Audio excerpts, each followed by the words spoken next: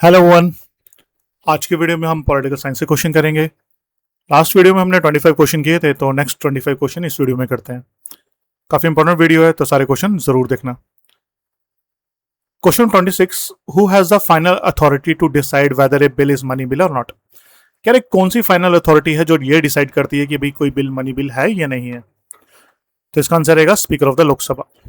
लोकसभा के जो स्पीकर होते हैं उनके पास ये पावर होती है कि वे किसी बिल को मनी बिल डिक्लेयर करें या ना करें। Question 27, which constitution amendment is known as mini constitution. Mini constitution किस कॉन्स्टिट्यूशन अमेंडमेंट को कहा गया। तो इसका आंसर है 42nd अमेंडमेंट 1976। 42nd अमेंडमेंट 1976 में होती है। तो इस टाइम पे हमारी जो गवर्नमेंट है वो इंदिरा गांधी की गवर्नमेंट है, कांग्रेस की गवर्नमेंट थी उस टाइम पे। तो काफी चेंजेस किए गए हमारे कॉन्स्टिट्यूशन में, प्रेम्बल में चेंजेस किए गए। तो दैट्स द रीजन इसे मिनी कॉन्स्टिट्यूशन कहा गया। काफी इंपॉर्टेंट है ये मिनी कॉन्स्टिट्यूशन वाला question. Question 28, which schedule of the constitution deals with the division of powers between union and the states. कह रहा है कॉन्स्टिट्यूशन में हमारे कौन सा शेड्यूल है जो यूनियन, सेंटर और स्टेट्स की पावर को सेपरेट करता है। तो इसका आंसर रहेगा 7 शेड्यूल। 7 शेड्यूल जो है वो बात करता है स्टेट और जो यूनियन की पावर्स हैं उनको सेपरेट करने की। Question 28, which article empowers the president to proclaim national emergency. कह रहा कौन सा आर्टिकल है जिसके थ्रू राष्ट्रपति नेशनल इमरजेंसी को डिक्लेयर कर सकते हैं। तो आर्टिकल रहेगा 352।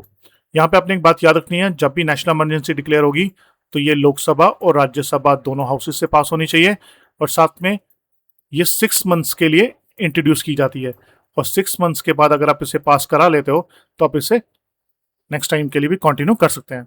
फिर फ्रिक्वेंटली आप इसे बढ़ा सकते हो, 6 महीने के लिए, 1 साल के लिए बढ़ाते सकते हो। Question number 30, which constitutional office cannot vote in the Lok Sabha accept in the event of A tie. कह रहे कि ऐसा कौन सा कॉन्स्टिट्यूशनल ऑफिस है जो लोकसभा के अंदर वो तभी वोट करेगा जब कोई मैटर टाई होगा। तो इसका answer speaker of the Lok Sabha.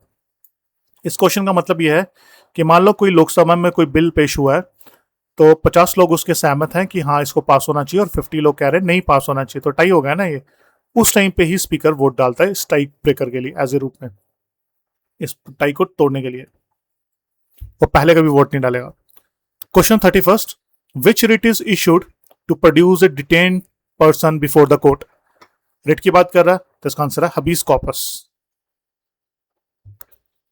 Question 32, कह रहा है कि किस अमेंडमेंट के थ्रू हमने अपने प्रेम्बल में सेकुलर, सोशलिस्ट और इंटेग्रिटी वर्ड ऐड किया गया था। तो इसका आंसर रहेगा 42nd अमेंडमेंट, जिसे मिनी कॉन्स्टिट्यूशन भी कहते हैं, 1976। क्वेश्चन 33, 10th शेड्यूल जो डिस्क्वालिफिकेशन की बात करता है,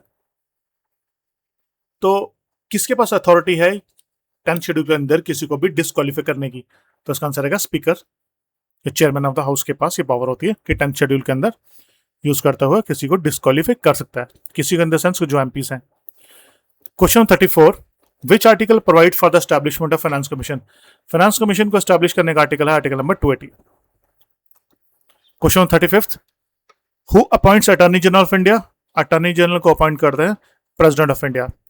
अटॉर्नी जनरल के बारे में एक खास बात और यह है कि ये लोकसभा या राज्यसभा के मेंबर नहीं होते, बट ये लोकसभा और राज्यसभा या इंडिया के किसी भी हाई कोर्ट में या सुप्रीम कोर्ट में बैठ सकते हैं, सुन सकते हैं कि वहां पे क्या कार्रवाई चल रही है, बस वोट नहीं कर सकते। अगर किसी भी हाउस में वोटिंग हो रही है तो वोटिंग में हिस्सा नहीं ले सकते।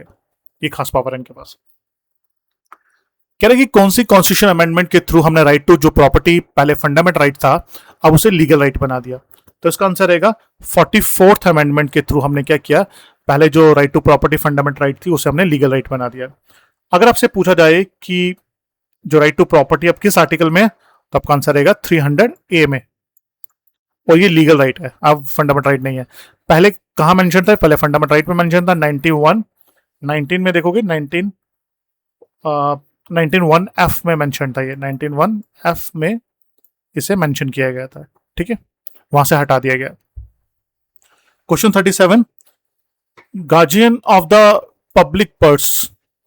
किसे पब्लिक पर्स का गार्डियन भी कहा जाता है, मतलब हमारे जो पर्स है, हमारा जो पैसा है उसे सुरक्षित रखने का जिम्मेवारी किसकी है, जैसे हम गार्डियन भी कह सकते हैं। बेसिकली सीएजी की जिम्मेवारी है, कंट्रोलर एंड ऑडिटर जनरल को guardian of the public purse भी कहा जाता है।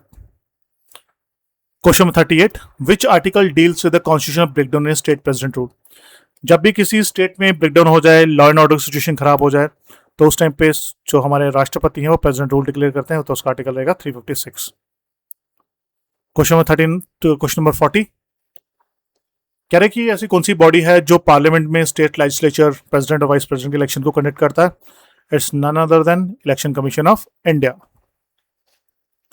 क्वेश्चन नंबर 41, अगर हमें अपने राष्ट्रपति को इम्पीच करना हो तो उसके लिए कौन सी मेजोरिटी चाहिए होगी।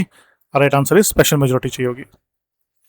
क्वेश्चन 42, कह रहा है कि राज्यसभा में मैक्सिमम स्ट्रेंथ कितनी होती है। राज्यसभा में कितने लोग होते हैं, कितनी सीटें होती हैं, तो होती है 250 सीटें। तो 250 सीटों को अगर मैं ब्रेक करता हूं तो इसमें 238 जो होंगे वो इलेक्टेड होंगे, इलेक्टेड वाले इलेक्शंस होंगे, और जो 12 लोग होंगे वो नॉमिनेटेड होते हैं। ये नॉमिनेटेड कौन लोग होते हैं, इन्हें नॉमिनेट किया जाता है बाय राष्ट्रपति, और ये लोग होते हैं जो science, art, literature, social service में जिन्होंने काफी अच्छा काम किया होता, तो उन्हें नॉमिनेट करते हैं राष्ट्रपति।